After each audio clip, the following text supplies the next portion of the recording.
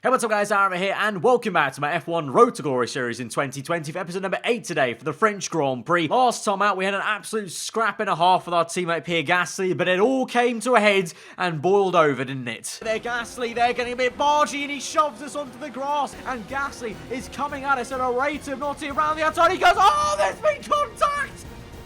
And that's it! We're out! And it's all come and boiled over. Williams' civil war is complete. Gasly has taken me out. And so here we are then in the team's motorhome in Paul Ricard. I mean, look at him. Look at him over there, acting like nothing happened last episode. He's smirking. He has a little smirk, I see. He's really happy with what he did last episode. And frankly, I'm not here for it. But we're not going to get sucked into this negativity. We're going to move on from what happened, and we're going to be positive. So we go into this episode then looking at an upgrade. We had to repurchase, unfortunately, after it failed last episode. That will come in eventually, so a nice fuel upgrade for us, so that will help us out on the straights, no doubt, in terms of using the rich mix to the highest potential throughout the entire Grand Prix. And with that upgrade, we're finally now back again atop of the entire field. On paper, the best car of 2020 overall there. So once again, we can try and turn the PR mill and try and get some extra funding by just, hammering home the fact that we are the best team on the grid and the place to be right now in Formula 1. Well, we'll forget about what happened last episode. Well, we are the place to be in Formula 1. So it's really good stuff then for us this episode. Obviously, Paul Ricard, like Canada, long back straight should work out for us. I mean, that straight, especially at France, with the slipstream here on the game, is really, really powerful. Probably more powerful than Canada, to be honest, because of the slingshot exit you get onto that straight. So I think we should be going really, really... Oh, Lord, it's just been ruined. I'm really getting fed up with these reasons why we keep getting annoyed at the start of the episode. Either the upgrade fails or there's some wet weather. I mean, I feel like we've had a lot more wet weather than you should ever have in a season so far. And we're only 8 episodes in, 8 rounds into this season. I mean, one day of just dry running with the Williams car at full potential. That is all I ask. Will I ever get it? No. On to qualifying though. We're going to have to try and make the most of the dry weather then here on Saturday, because we're going to get none, it seems like, on Sunday tomorrow. So through turns 1 and 2, okay there, down to P5 on the exit. Initially we were P1, and on the back straight, climbing up from P10 after a bad exit onto the left-hander up into P5. Gasly though leads the way there in qualifying here in this one-shot session here, so it looks like we have some competition for the top positions. We're down to P5 on the exit, still P5, but through the last 2 corners down to P11 as the understeer kicks in on the exit, get all our shapes on the curb, and we're down to P12, and across the line we're outside the top 10. Sorry about that. Just wasn't our day. It wasn't our day, but it was very much Pierre Gasly's day. This is the complete opposite of what we needed. Gasly finishes up in P2 on the grid. He's only 700ths off Leclerc, and we're lo and behold down in P12, 8/10 off our teammate. This is unprecedented levels of embarrassment here, and we have never been thrashed by a teammate this much, ever, in any career mode in history. What is going on? This is meant to be the 3rd defining season of the Road to Glory series, the season where we start battering everyone and start going on towards that said glory, but it's just not happening. It's just not. It's a good job we and the car gain pace every single time in the race, so we're just gonna have to make up for it on Sunday, aren't we? Oh, for God's sake, I forgot it was raining! Okay, be wary of the cars ahead braking suddenly into one. We could ruin our race if we hit them.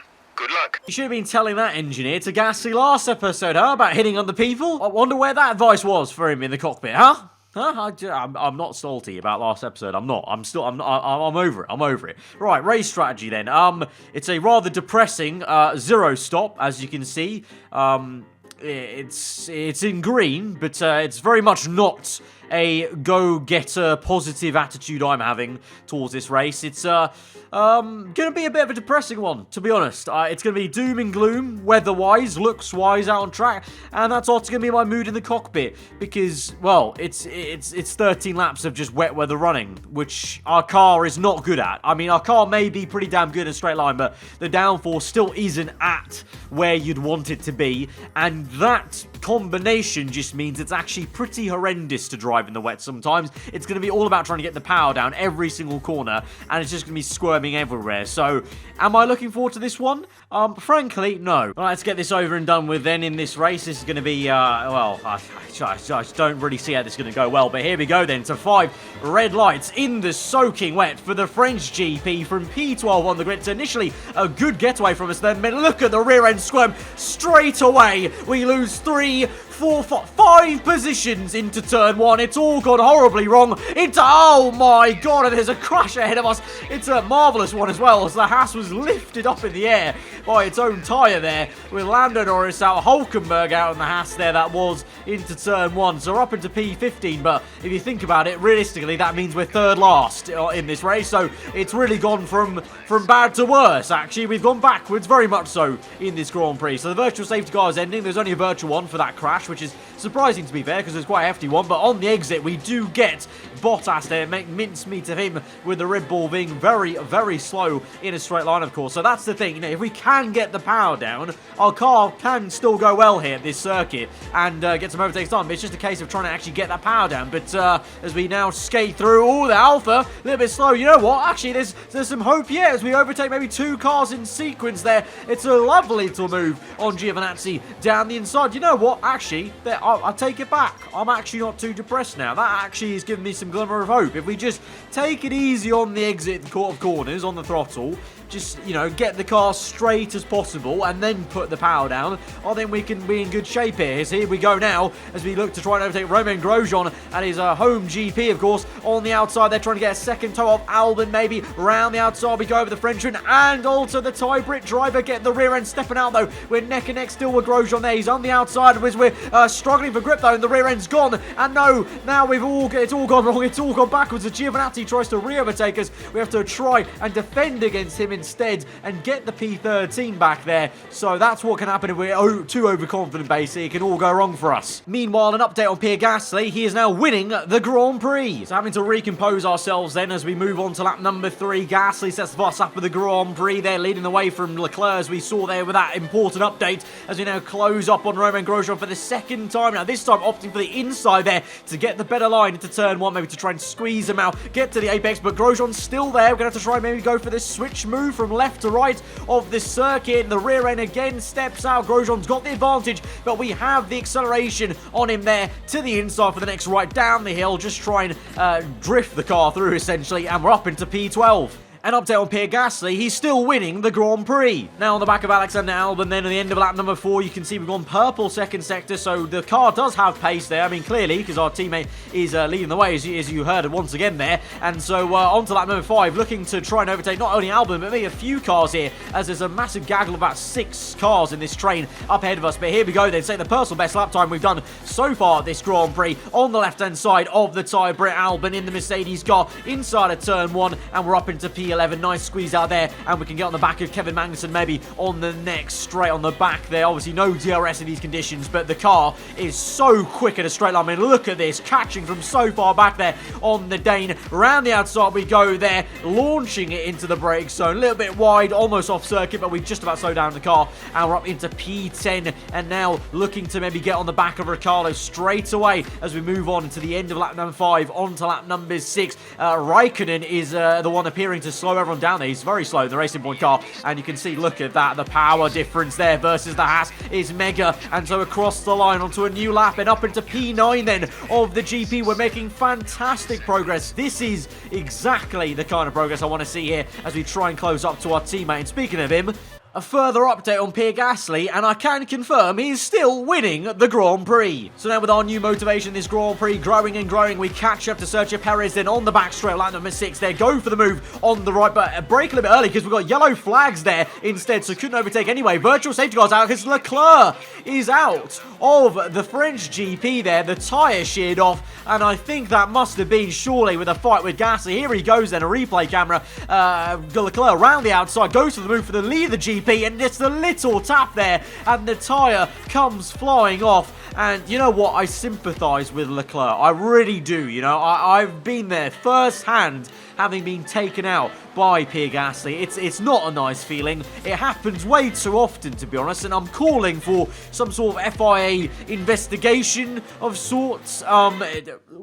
What do you mean I shouldn't be saying that because he's our teammate? I don't care. He's our team. I want to say what do you mean it's detrimental to the team? Piss off, mate. All right, sorry about that, lads. I was rudely interrupted by someone from our PR team at Williams, but the show continues on. The episode continues on as we move on now to lap number 7, and we are once again still chasing after Sergio Perez. We squeezed out Ricciardo earlier, and that's resulted in a massive crash behind us. It looks like there's Magnussen is out, Ricciardo's out. Let's have a look at a replay there. So you see in the last corner squeezing out Ricciardo, as obviously I had every right to on the inside line there, but that allowed Magnussen to pull through the switchback to the inside there, get the better run. Renault v Haas there, obviously K-Mag and Ricciardo basically swapping cars in this career mode season here. Ricciardo on the inside, K-Mag the long way round, and it's another copycat of what we saw at turn 1 on lap number 1 there, as the tyre jolts the Haas car up into the air. What is it with the Haas cars this episode and wanting to get onto their rear tyre? They seem to be making a habit of it, but there we go. 2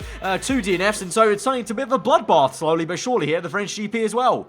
An update on Pierre Gasly, he's still winning the Grand Prix. Lap number 7 then, and we're still chasing after Sergio Perez then for the 3rd lap now. Can we finally do it? It's so far back there, but look at the closing speed. Engine absolutely monstrous yet again, working a charm on the outside. Easy does it into the brake zone to just give him enough room, but we're up into P7, and now we've got Carlos Sainz and Kimi Räikkönen in our sights. Purple second sector, again finding the confidence in these conditions here, and the motivation, like I said, just continues to grow and grow. And so here we go, another move here up into P6. This will be if we can finish it off into turn 1. The McLaren clearly has the downforce though compared to us, as he's able to try and go toe to toe with their side by side still through turn 2, but we squeeze out the Spaniard there and we're up into P6. And so now one more position to go and we'll be within the top 5 there, so that will be a very good comeback considering where we were 3rd last, you know, in the middle of lap number 1 to now be in the top 5 with still 6 laps to go. Decent stuff. Down the inside we go of Räikkönen, but we've got it 2 crossed up there,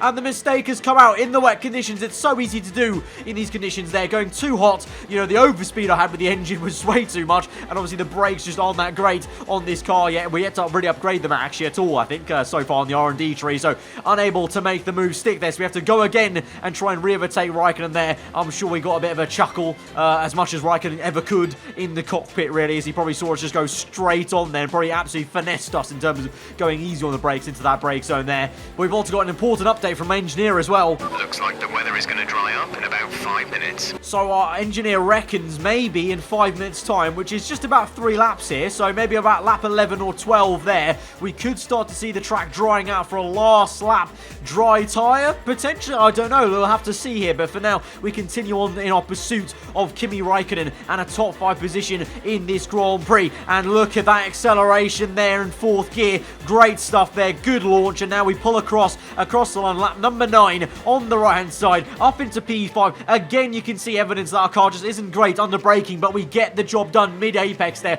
to squeeze out the Iceman, and we're now up into the top 5 positions, and now we chase after and do the best job we can at trying closing up this gap in the last stages of this GP. We join you with another special update, and I can confirm once again Pierre Gasly is still winning the French Grand Prix. But sadly, the update I've got to give you guys on lap number 10 is it's not really looking like it's letting up too much. I mean, the dry line's sort of forming, but the rain's still coming down here as Anka Fiat is now out of the GP. Stroll out the GP. We're down to 12 runners. Russell out of the GP. Absolute bloodbath there. I think it was literally just 2 corners behind us. I think someone retired with a mechanical failure. Giovinazzi out as well. So 4 DNFs there in the span of like 2-3 corners thing on the minimap. We don't have a replay, unfortunately, of that, but 4 DNFs in quick succession means a total of 9 DNFs in this Grand Prix. Only 11 runners, but as I was saying, the rain is not letting up, and it doesn't seem like it's going to stop raining anytime soon. So it just begs the question,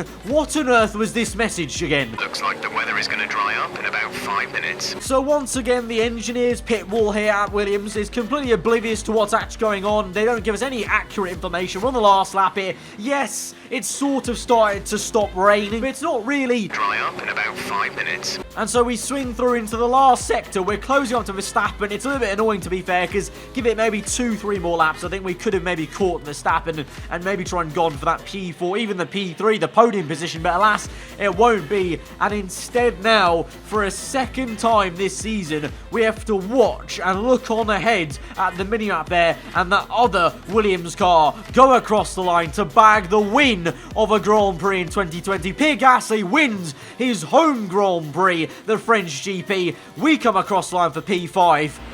Okay, pick up rubber and bring it home. Even Jeff doesn't sound happy about the comeback, and for once, I'm actually agreeing with him. For once, I'm actually all for him sounding disappointed, because we have to be. I mean, look at this man. First place again, second win of the season. It's just not, I mean, just look at him, the smug bastard, smiling and pointing and laughing at us. Amazing performance out there. I'm sure you're pretty happy with that. Did you struggle to get through all that traffic today? No, of course, like, as I've said many times, you know, the engine just keeps on pushing, you know, where the wings fail us, the engine can always push through, and so that helped us today, but it does not help my mood looking at the podium, Claire. It doesn't help that. You're no longer in the top spot. Are you hoping to regain it? I am, Claire. It's a very disappointing day in both regards. Not only losing the position in the standings to a competitor in Sebastian Vettel, but also Pierre Gasly. It's just devastating. The weather was miserable today, but do you feel this was an advantage for you? Claire, you seem like a nice woman, alright? You can tell I'm upset and kind of down already. Were you not looking at lap 1? Were you not watching the same race? Clearly it didn't go very well for us in lap 1, then, Claire. Clearly it did not. Appreciate your time. So there we are then. Well, it was an entertaining French Grand Prix. I can agree with that. It was a decent comeback for us, but it means we lose the Championship League. Gasly with a second win. He's up into second place of the standings now as well. And the constructors, I mean, I can't complain about that. We lead the way. We're ahead of Ferrari, so that's great. The team will be happy in that regard. But when do we start worrying about this? You know, when do we start worrying that Pierre Gasly is genuinely looking to steal the glory from me? When do I rename the series to F1 Steal the Glory, starring Pierre Gasly? Because it seems like that's what's happening as of late, and what the pattern is for this season ahead. I just don't know anymore. I just don't know. But anyway, for upgrade's sake, we finally got some decent money to spend on the car. So I'm going to go ahead and purchase some front and rear downforce upgrades. 2 minor upgrades. I'll come in the very next episode, so that'll be very decent. And also we'll go for a minor engine upgrade on the fuel, because the fuel still isn't it's not perfect there, so that we can get even more performance out of the engine then in the race. So 3 minor upgrades. So 3 upgrades for next episode potentially, if they don't fail. It's a big if now, as of late, because the team as of late has reverted back to how horrendous they were in seasons 2 and 1 with upgrades as of late. But here's hoping that all 3 can come in for next episode. If you guys did enjoy the episode, then be sure to smash that like button. Let me know what you thought in the comments below. If you're new around here, then do subscribe for weekly full-on content. I've been aarava. Hope you guys enjoy the rest of the day. I'll see you guys next time. Goodbye.